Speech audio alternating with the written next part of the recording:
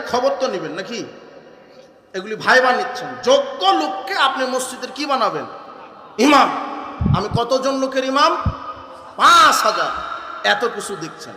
হুজুর হারাম খায় কিনা, হুজুর লুচ্চা কিনা, হুজুরের বউ কয়টা আছে, কথা বুঝেন নি মনে হয়, এগুলি দেখেন। কিন্তু এমপি যখন আপনারা নির্বাচন করেন, কয়জন লোকের জন্য এমপি নির্বাচিত হয়? ৫ লাখ। ৫ লাখ লোকের জন্য একজন ইমাম আপনারা নির্বাচন করেন যে অমুককে নেতা বানাবো। ও ৫ লাখ লোকের ইমামতি করবে, ৫ লক্ষ লোকের ইমাম। আর ইমাম মানেই তো নেতা। আপনি শুধু ইমাম মানে বুঝেছেন যে ৫ বার আজান দিবার খাবে, এটা জি না। ইমাম মানে নেতা, ও সমাজ চালাবে। যে মসজিদের ইমাম হবে সেই রাষ্ট্রের ইমাম হবে। তাহলে চুরি বন্ধ হবে, ডাকাতি বন্ধ হবে, লুচ্চামি বন্ধ হবে। কিন্তু আপনি মাত্র ৫,০০০ লোকের ইমাম তৈরি করবেন, এই জন্য এত কিছু যাচাই করলেন। কিন্তু আপনি এত বড় নিমুখ হারাম, এত বড় অশিক্ষিত জাতি, আপনি ৫ লক্ষ লোকের জন্য একজন এমপি নির্বাচিত করছেন। কিন্তু আপনি কোনোদিন বললেন না ও ওযু জানে কিনা, ও সালাত আদায় করে কিনা, ও কেবলা চিনে কিনা, ও মুহাম্মাদের আদর্শ মানে কিনা, ওর দাড়ি আছে কিনা, ওর পাঞ্জাবি আছে কিনা, প্যান্ট টাকনোর উপরে আছে কিনা, মদ খায় কিনা, গাঁজা খায় কিনা, বদমাশ কিনা, লুচ্চা কিনা, বউ বেটি পর্দায় থাকে কিনা, আপনি ১ সেকেন্ডের জন্য আপনি তদন্ত করেননি। আপনি এই হারামখোরকে আপনি নেতা বানিয়েছেন, এই বেনামাজিকে এমপি বানিয়েছেন। ও কি বাংলাদেশে নামাজ কায়েম করতে চাইবে? ও তো নিজেই বেনামাজি। ও কি দুর্নীতি বন্ধ করবে? যেই দেশে তোমার পিয়ন ৪০০ কোটি টাকার মালিক, সে জায়গাতে মন্ত্রীদের খবর কি? বুঝনি মনে হয় কথা। এরা তো চাইবে না যে ইসলাম কায়েম হোক। ইসলাম সংসদে কায়েম হওয়ার সাথে সাথে ইসলাম বলছে চুরি করলে হাত কেটে দাও। তো তোমার এমপির আগে হাত কাটা হবে, ওরই আগে হাত কাটা হবে। এই জন্য চাবে না যে ইসলাম কায়েম।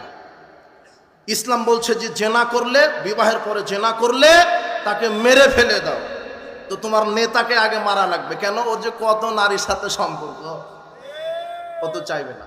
ইসলাম বলছে যে মদ যদি পান করে তো প্রথম অবস্থায় ভালো কোম্পানির জুতা দিয়ে 40টা পিটাতে হবে। কেউ যদি মদ একবার মুখে দেয় তাহলে শরীয়তের শাস্তি কি? যদি একটা সিগারেট মুখে দিয়েছে তাহলে তার শরীয়তের শাস্তি কয়টা জুতা পিটা? 40টা। এটা ইসলামের বিধান। তো তোমার নেতাই তো আগে 40টা খাবে, ও কিসের বিচার করবে? ও বলছে যে আমরা ন্যায় প্রতিষ্ঠা করব। হারামখোর ও হলো জালেম। ও কিসের ন্যায় প্রতিষ্ঠা করবে?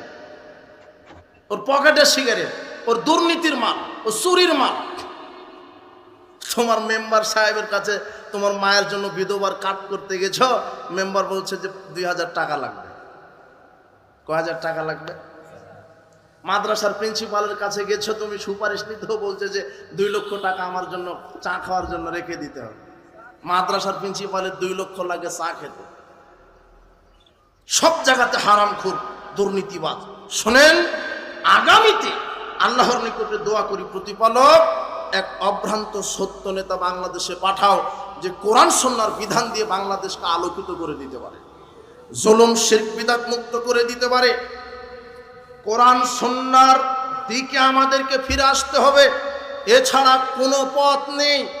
ইসলাম ব্যতীত কোনো আদর্শ হতে পারে না।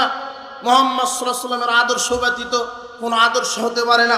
উপস্থিত বৈঠকের মুসলিম দিনী ভাই বোন, শয়তানের 4 দফা কর্মসূচি ঈমান ভঙ্গের। তার এক হচ্ছে শিরক বলেছি, 2 হলো কুফর। 2 হলো কি? কুফর। কুফর মানে বড় কুফর ঘটে গেলে